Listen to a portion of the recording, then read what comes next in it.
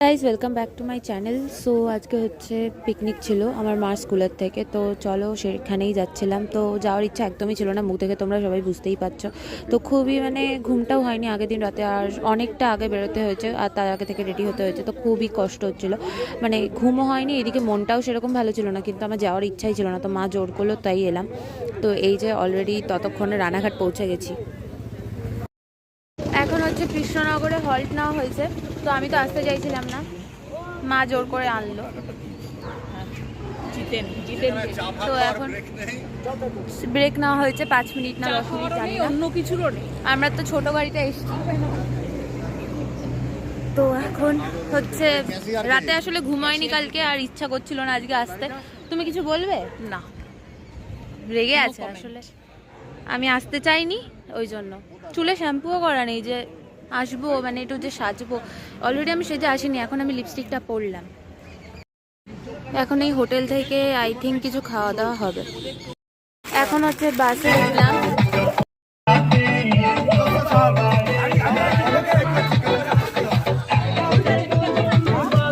সকালে কিছু খেয়ে বেরোয়নি, তাই এই চিপসটা মা আগে থেকে কিনে রেখেছিল, তো এই চিপসটাই খাচ্ছিলাম।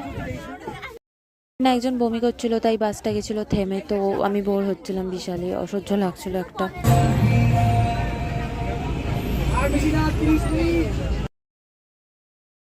তো উঠেই একদম উইন্ডো সিটে বসে গেছিলাম, হাওয়া খেতে খেতে যাচ্ছিলাম। তো পেছনে তো সবাই ডান্স করছিল, সবাই হচ্ছে আমার থেকে ওই 1-2 বছরের জুনিয়র, সবাই এখানে তাই ছিল। তো ক্লাস 11 আর 12কে নিয়ে পিকনিক হয়েছিল, তো তোমরা দেখতেই পাচ্ছ কত খুশি ওদের মনে। তো মোটামুটি এইগুলো দেখতে দেখতেই চলে এখন হচ্ছে আমরা নেমে এসে গেছি ডেস্টিনেশনে। তো এখনো বাস থেকে আমরা নামিনি, তো এখন নামবো। তো ফাইনালি এখন নেমে গেছি। তো আই থিঙ্ক এটা মতিঝিল। তো এই আজকে ফার্স্ট টাইম এলাম এখানে, তো এখন যাব। বাস থেকে নেমে গেছি। এই যে এখন এই বিল্ডিংটা দেখতে পাচ্ছি, আমি ঠিক নামটা এক্সাক্ট জানি না। সো এটার নাম হলো কাটরা মসজিদ।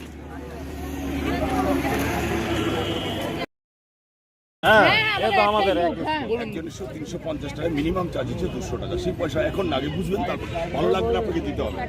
দারুণ জায়গা, ভালো করে বুঝিয়ে ওই আমাদের দিদি আছে, দিদি যা বলে তাই। তাহলে এখান থেকে বোঝাবো, এখান থেকে বোঝাবো। এখন হচ্ছে ভেতরটা এক্সপ্লেন করবে।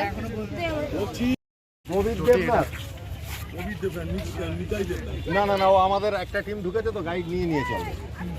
এখানে হচ্ছে খুব সুন্দর গোলাপ দেখতে পাচ্ছি। নতুন নাহলে আজ থেকে 300 বছর আগে যার নামে জেলার নাম মুর্শিদাবাদ, তার আদেশ অনুযায়ী সপ্তাহে এখানে 2-3 সবজির মার্কেট বসতো। তার জন্য এই জায়গাটার নাম হয় সবজি কাটরা। কাটরা ভাষাটা হচ্ছে একটি আরবি ভাষা, এবং মার্কেটে বলে মানে বাজার। পাশাপাশি দুটি বড় বড় মিনার দেখতে পাওয়া যায়, কিন্তু মসজিদের 4 কর্নারে 4টি ছিল, 2টি কিন্তু ভূমিকম্পতে ভেঙে যায়। ভূমিকম্প আজান হতো এবং কর্তৃপক্ষকে ফলো করা হতো। এখন যেরকম সব মন্দির মসজিদে মাইক আছে, তখন তো ছিল না। তাই ওরা কী করতেন, বাঁশের চোখ কিংবা টিনের চোখ বানিয়ে আরবি আজান দিতেন।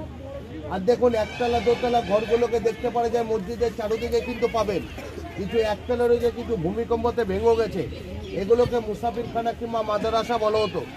নিচের যে ঘরগুলো দেখছেন, এক একটা করে 4টে করে বাচ্চা শিশু আর একটা শিক্ষক থেকে কোরআন শরীফ পাঠ করানো হতো আরবি, উর্দু এবং ফার্সিতে। আর উপরে ঘরগুলোতে নবাবের সময় যারা নমাজ পড়তে আসতেন, তাদের উপরে ঘরগুলো বিশ্রামের জায়গা ছিল। আর নবাবের সময় কিন্তু কারেন্টের ব্যবস্থা ছিল না। দেওয়ালে গায়ে তাকিয়ে দেখুন, ইংরেজি অক্ষরে উল্টো টিগুলো দেখতে পাওয়া যাচ্ছে। এগুলোতে নবাবের সময় হ্যাঙ্গার টাইপের ল্যাম্প নালে প্রদীপ জ্বালিয়ে দেওয়া হতো। আর এই গেটগুলো সব ছোট করে দেওয়ার কারণ, নবাবের সময় যে কোনো মন্দির এবং মসজিদে ঢুকতে গেলে মাথাটা নত করে সেলামকে ঢুকতে হতো। কারণ কি, নবাবের সময় কিন্তু সব 6 ফুটের উপরে লম্বা ছিলেন। যেমন মুর্শিদ কুলিকা ছিলেন 6.5 ফুট লম্বা, আর নবাব সিরাজউদ্দৌলা ছিলেন 7 ফুট 3 ইঞ্চি লম্বা। আর যে গেটে বর্তমানে আমরা এখন প্রবেশ করে এলাম, এটা কিন্তু মসজিদের ব্যাক সাইড। সামনের দিকে কিন্তু আমরা এখন যাব। কারো যদি শোনার ইচ্ছা না থাকে, তোমরা আলাদা ঘুরতে পারো। যারা হচ্ছে এই ভেতর দিয়ে ঢুকলাম, তো একদম ভুতুরে ভুতুরে একটা ভাইবস দিচ্ছে। গোলাপগুলো অসাধারণ। হ্যাঁ সত্যি তাই, গোলাপগুলো দারুণ। এই যে এই পুরনো একটা বিল্ডিং, গোয়াটাপে দেখতে পাওয়া যাচ্ছে মসজিদের চারিদিকে কিন্তু পাবেন, এটা কিন্তু গোয়া নয়, এটা ভেন্টিলেটার উপরে কাজ করা হতো। আমরা যেমন ঘর বাড়ি করলে উপরে রাখি, এটা নিচে রেখেছে, কারণ টোটাল কাঠের মধ্যে আপনারা ঘুরে বেড়াবেন, কোথাও আসতে 1 ইঞ্চি রড 1 ইঞ্চি কাঠের সাপোর্ট পাবেন না। টোটাল কাঠের মধ্যেটা কিন্তু 8 ফিট উপরে দাঁড়িয়ে আছে। এতটা উঁচু ছিল, একদিক দিয়ে ঢুকলে আরেক দিক দিয়ে বেরোতে পারতেন, এখন কিন্তু পারবেন না, কারণ সেই 1897 সালে ভূমিকম্পতে মসজিদটা বসে যায়, এটাকে সিল করে দেওয়া হয়। আর এই কাঠরা মসজিদ কিন্তু এখন আর্কোলজির ডিপার্টমেন্ট সার্বভ অফ ইন্ডিয়াতে।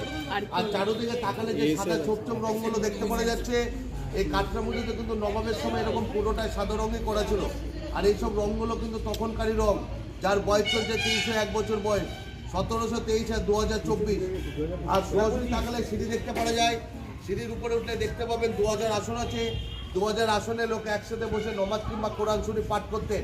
যেহেতু নমাজ হয় না, হিস্ট্রিক্যাল মনুমেন্ট হয়ে গেছে, ওই জন্য সবাই আমরা প্রবেশ করতে পারছি।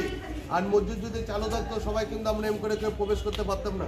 আসুন, এরকম আনুমানিক 2000 থেকে আসন আছে, 2000 লোক এখানে একসাথে বসে নমাজ কিংবা কোরআন শরীফ পাঠ করতেন। আর তাদের গায়ের জন্য রোদ জল না পড়ে তার ব্যবস্থা উপর থেকে টাকিয়ে দেখুন, প্রথম থেকে শেষ পর্যন্ত লোহার বালা ঝুলতে দেখতে পাওয়া যায়। ওই বালার সাথে মসজিদের দুপাশে নিচের দিকে তাকালে এখনো ছোট ছোট লোহার হুক দেখা যায়।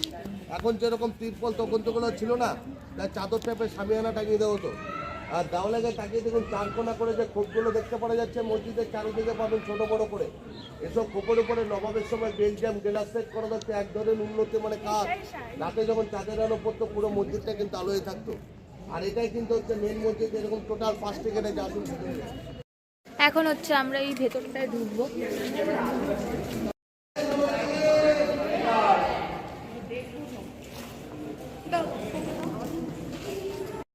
এখানে হচ্ছে একটা বাগান মতো আছে, তো সবাই সেটা নিচে দেখতে গেছে, তো আমি আর নামিনি, কিন্তু ওদিক দিয়ে মনে হয় সবাই চলে যাচ্ছে।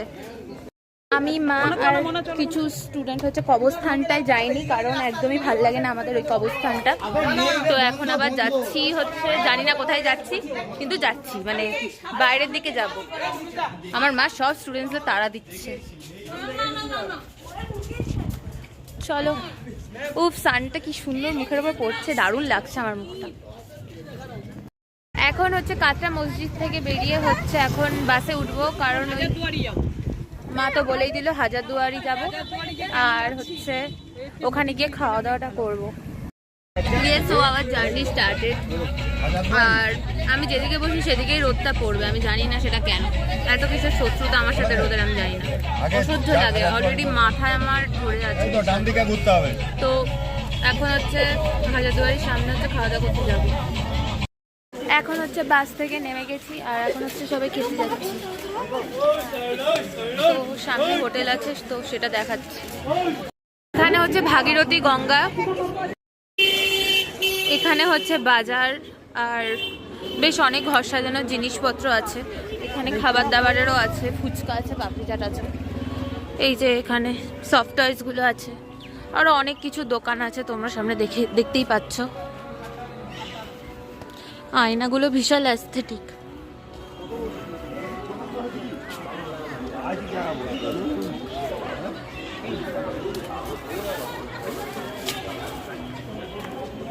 এই যে হাজারদুয়ারি প্যালেসের পেছনটা তো এটা এই নিয়ে আমি 3rd টাইম এলাম। এই যে হাজারদুয়ারি প্যালেসের পেছনে আজকে ফার্স্ট টাইম এলাম যদিও। তো এই যে এখন আদর্শ হিন্দু হোটেল অ্যান্ড রেস্টুরেন্টে এলাম খেতে, লাঞ্চ করতে। এখানে সব স্টুডেন্টসরাও এসছে, তো পুরো একদম ভরে গেছে। এখন হচ্ছে লাঞ্চ হলো, তো আমি নিয়েছি চিকেন, ভাত, আর হচ্ছে আলু ভাজা, আর হচ্ছে এঁচোড় চিংড়ি।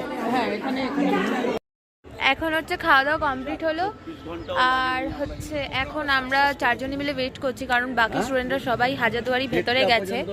তো এখন ওয়েট করছি, কারণ হচ্ছে আমরা আর হাজারদুয়ারিতে গেলাম না, কারণ আমার 2বার যাওয়া, আর মাও তাই গেল না। তো এখন দেখি কোথায় যাওয়া যায়, বাকি তো ভিডিও করছি। এখন আমরা এসেছি হচ্ছে এই গঙ্গা, ভাগীরথী গঙ্গা, তো ভাবছি নৌকায় উঠবো, তো চলো দেখা যাক কি হয়। জাস্ট অসাধারণ একটা শান্তি গঙ্গাতে।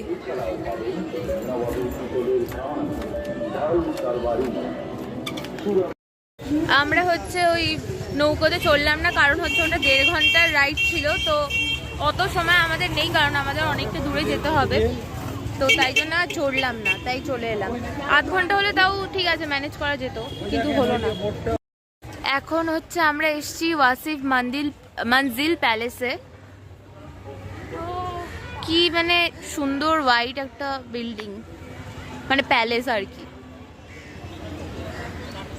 বিশাল অ্যাস্থেটিক লাগে হোয়াইট কালারের এরকম কোনো প্যালেস। আইসক্রিম খাচ্ছি এখন। এখন হচ্ছে সবাই টোটো করে মতিঝিল যাওয়া হবে, তো যেখানে যতজন পেরেছে উঠে গেছে। এখন আমরা এসছি হচ্ছে মতিঝিল, বেশ পুরনো পুরনো বিল্ডিং দেখতে পাচ্ছি। এই যে একটা মেন মতিঝিলে ঢুকেছি, আগেরটা জানি না কি ছিল। ওটাই দেখ আপনি তো বোঝেন না, একটু বলুন চলুন। মেইন রুটে চলে গেছে। ও আচ্ছা আচ্ছা, রোড হচ্ছে ওই আমরা দেখলাম না যে হাজারদুয়ারির পেছনে একদম একদম এটা ফেলে যাওয়া। ও আচ্ছা, এই জন্য মেইন রাস্তা গার্ডে ফেলে দিয়েছে এইটা আমি জানতাম না, ভূগোল স্টুডেন্ট টিচার না ম্যাম। আরে উদ্বোধন করে গেছে, নিজে এসেছিল এখানে, এখানে সাজিয়ে গেছে, হিজাব মিজাব পরে চলে এসেছে। মুর্শিদাবাদে এসেও এখানে বিশ্ব বাংলা পেলাম। এই উঠতে দিলে না কেন বিশ্ববাংলায়? বিশ্ববাংলায় তার কাটা দিয়ে আটকা। এই ম্যামের একটা ছবি দাও। ম্যামের না সবাই। এখন হচ্ছে এটা মতিঝিল ভবন, এখানে লোকে আসছে। এই ঝর্ণা আছে, এই অনেক বড় এরিয়া একটা, তো এই জায়গাটাকে সুন্দর করে সাজানো, অতটা হিস্ট্রি এখন ইন্ডিয়া রেখে দিয়েছে। বেশ সুন্দর লাগছে এই টাইমটায়। আচ্ছা মানে ইয়ে দিয়েছিল, সিরাজউদ্দৌলা দিয়েছিল নাকি? এটা ওইটা ঘষে চারিদিকে শুধু ফুল আর ফুল। আলিগড় থেকে। এই যে আরেকটা ঝিল, আরেকটা ছিল না, এটা ঘুরে গেছে। ওই ইউ এর মতো পুরো ঘুরে গেছে।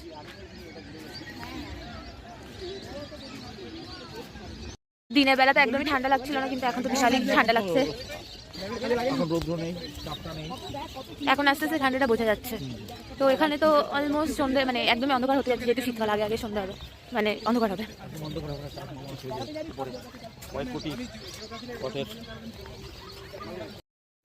সো গাইজ, এখন আমার বিশাল পায়ে ব্যথা হয়ে গেছে, আর হাঁটতে পারছি না, লিটারালি ইকো পার্কের মতো একটা ফিলিং হচ্ছে এখন। আর হাঁটতে পারছি না আমি, আমাকে তাও হাঁটিয়ে যাচ্ছে সবাই।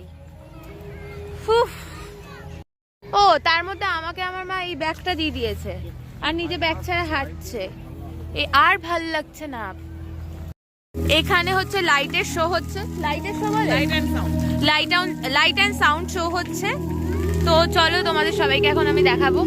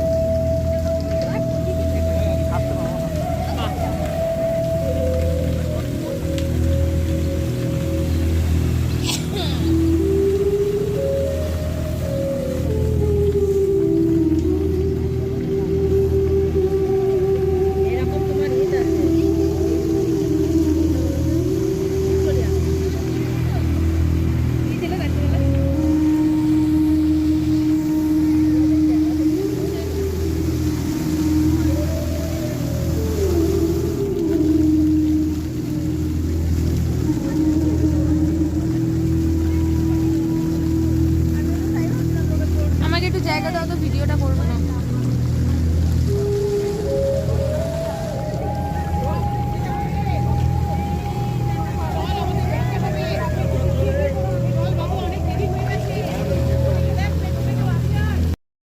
কি সুন্দর লাগছে জাস্ট রাতে এখানটা। বাবু চল এবার। নাম ছবি তুলবেন এখানে, হেভি ছবি আসছে।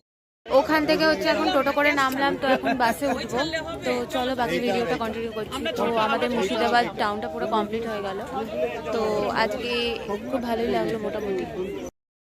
এখন হচ্ছে 6:35 বাজে, তো এখন আমরা মুর্শিদাবাদ থেকে স্টার্ট করলাম, জানি না কখন পৌঁছাবো, তো চলো বাকিটা কন্টিনিউ করছি। বাসে ওঠার পর সবাই গান চালিয়ে নাচানাচি শুরু করে দিল, তো ভাবলাম একটা ক্লিপ নিয়ে রাখি। তো এই যে সবাই নাচানাচি করছিলো, দেখেও ভালো লাগছিলো বেশ।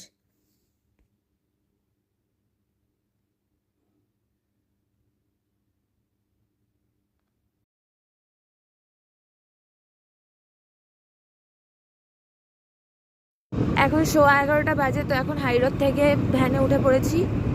তো মাঝখানে হচ্ছে গাড়ি স্টার্ট হচ্ছিল না, তারপরে মার স্কুলের কিছু ছেলেরা হচ্ছে গাড়িটাকে ঠেললো। তো এখানে অন্ধকার, একদমই মুখ দেখা যাচ্ছে না, তো ঠেললো, সেটা আর ভিডিও করিনি কারণ বুঝতে পারছিলাম না বাড়ি ফেরা হবে নাকি আজকে, তাই জন্য আর ভিডিও টিডিও করিনি। তো এখন নেমে গেছি, তো চলো ব্লগটা এখানে এন্ড করছি। Thanks for watching.